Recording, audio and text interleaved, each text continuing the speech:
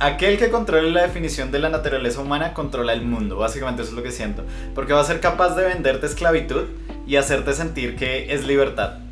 Y eso es lo más peligroso que puede haber. O sea, sí siento que el hecho de entender la naturaleza humana también juega un papel liberador para la propia especie, porque vamos a entender con qué nos están mintiendo.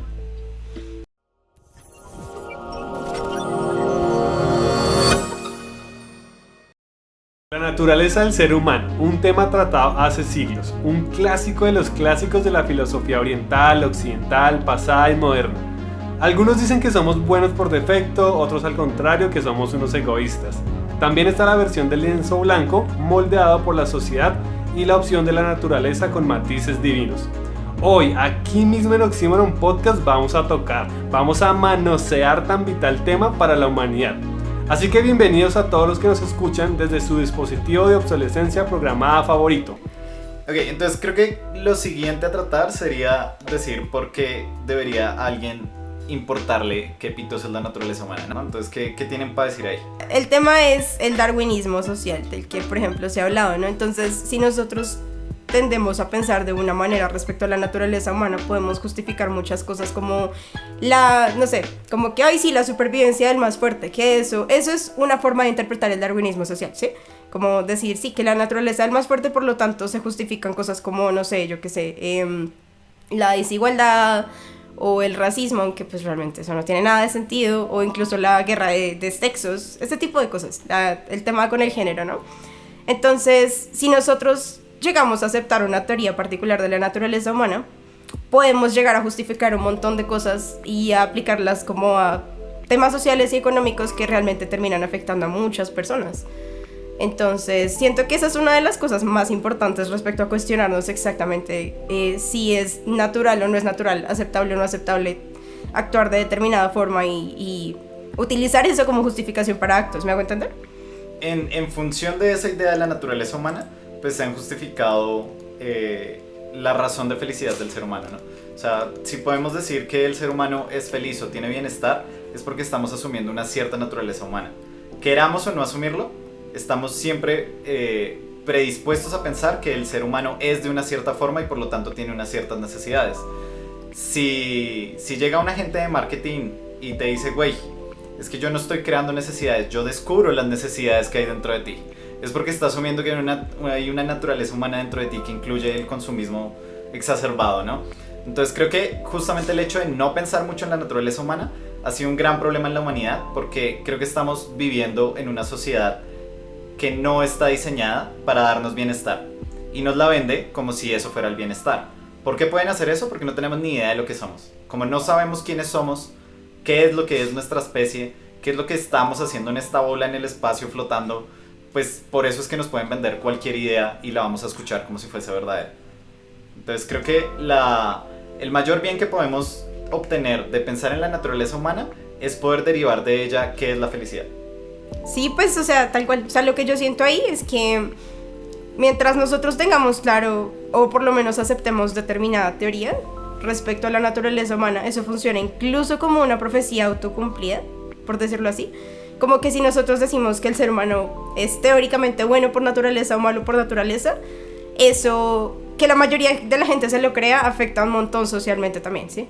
Generalmente, si alguien empieza a hablar de la naturaleza humana, ¿es por defecto buena o es por defecto mala? Es difícil, ¿no? Pero siento que sí hay algunos rasgos específicos hacia la bondad que los humanos tenemos y se han demostrado como con algunos experimentos un poco graciosos.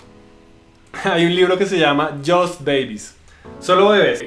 Y entonces aquí hacen unos experimentos, ¿sí? En esos experimentos utilizan bebés. Sí.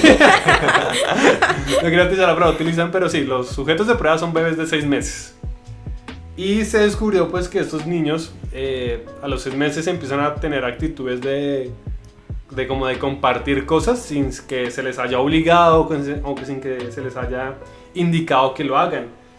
De igual forma tienen características como que son capaces de, por ejemplo, si una persona tiene las manos ocupadas y ellos se dan de cuenta que quiere abrir una puerta, sí, son capaces de abrir esa puerta, o sea, como en forma de cooperación. E inclusive a algunos bebés un poco más grandes, de entre 6 y 9 meses, se les mostraban unos videos de como de unas marionetas que estaban intentando subir una colina y había una marioneta buena y una mala y luego pues les daban los juguetes a los niños y los niños tendían a usar más a la marioneta buena y a castigar a la mala, ¿no?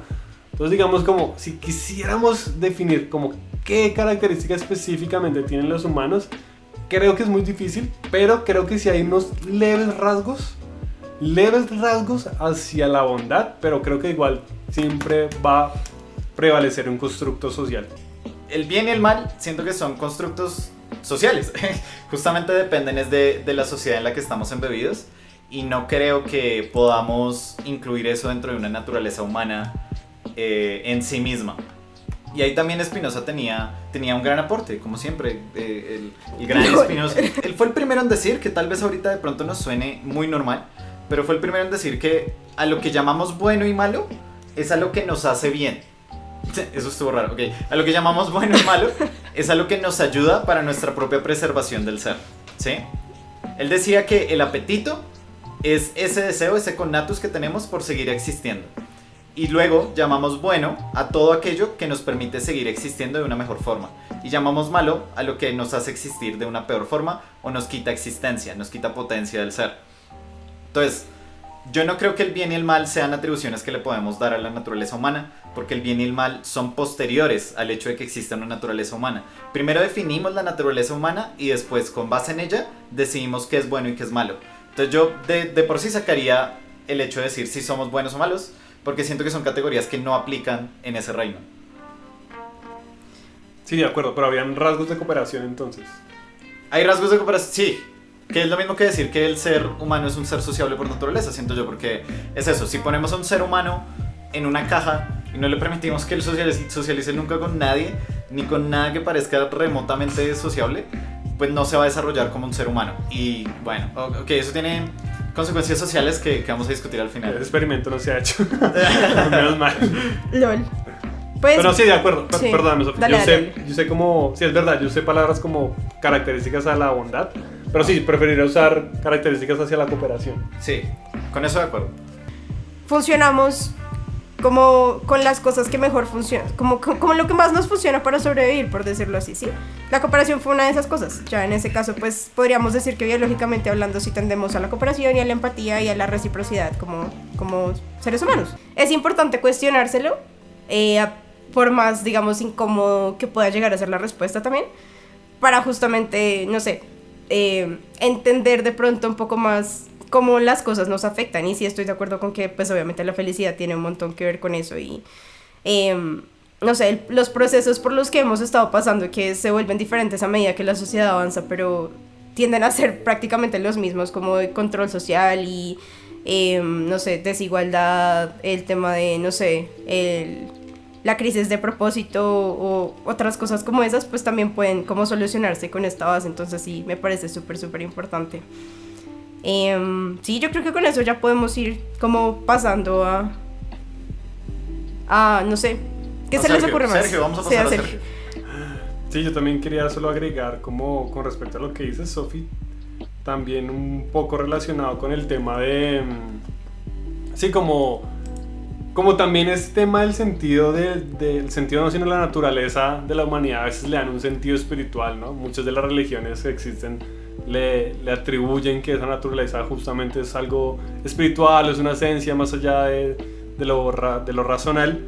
Pues justamente también entender realmente cómo se puede interpretar la naturaleza humana permite también un acercamiento más, digamos, positivo y más racional con respecto a una religión.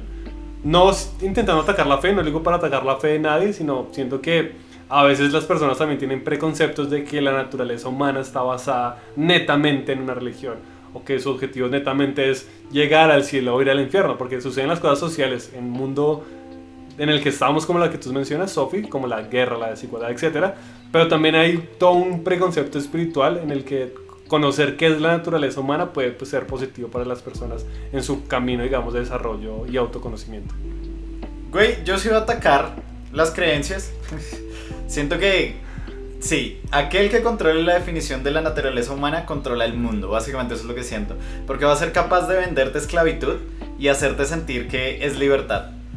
y eso es lo más peligroso que puede haber. O sea, sí siento que el hecho de entender la naturaleza humana también juega un papel liberador para la propia especie, porque vamos a entender con qué nos están mintiendo.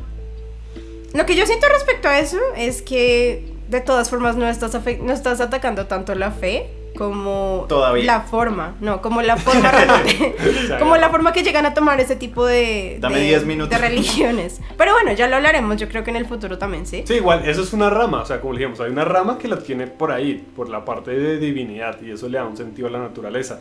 Pero por eso lo acoto, como de todos modos, si las personas quieren ver la naturaleza por ese lado, pues plantéenla de todos modos de una manera que sea positiva. Porque también se puede ver todo ese control de masas, etcétera. Es innegable que sucede. Y eso también sucede tanto en la religión como en la política. Entonces, pues, whatever.